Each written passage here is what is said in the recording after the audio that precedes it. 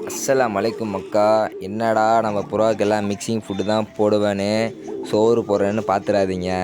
நேற்று சொன்ன மாதிரி தான் நம்மக்கிட்ட ஒரு 6 பேர் இருக்குதுன்னு சொல்லிட்டு இருந்தேன்ல, அந்த 6 பேருக்கு தான் இந்த சாப்பாடு. வீட்லேயோ இல்லை பக்கத்து வீட்லேயோ மிச்சம் மீதி இருந்தால் நம்ம பசங்களுக்கு எடுத்து வச்சுருவோம்.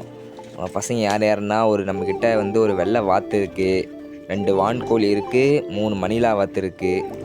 அவங்க ஏன்னா சோறு மட்டும் ரொம்ப விரும்பி சாப்பிடுவாங்க மக்கா.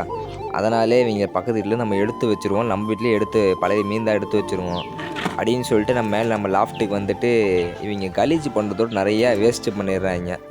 சாப்பாடு அதிகமாக வைக்கிறதுனால எல்லாத்தையும் வேஸ்ட்டு பண்ணுறாங்க. இன்னொன்று என்னென்னா, இவங்க வைக்கிற கோதுமை, கடலை, கம்பு எல்லாத்தையும் பொறுக்கி சாப்பிட்டுறாங்க. நெல்லை மட்டும் வேஸ்ட்டு பண்ணிடுறாங்க. அங்கே இறஞ்சி கிடக்கல, அது ஃபுல்லாக நெல் தான் மக்கா. இவங்க பாக்கி எல்லாத்தையும் பொறுக்கி சாப்பிட்டுறாங்க. ஆனால் நெல்லை மட்டும் வேஸ்ட் பண்ணுறீங்க. அதனாலே நீங்கள் சாப்பாடு கம்மியாக தான் வச்சேன். எல்லாத்தையும் பொறுக்கி சாப்பிடுங்க. நாளைக்கு நிறையா சாப்பாடு வைக்கணும்னு சொல்லிட்டு வந்திருக்கேன். சரி மக்கா, நாளைக்கு ஒரு நல்ல அப்டேட்டோடு வரேன், காத்திருங்க.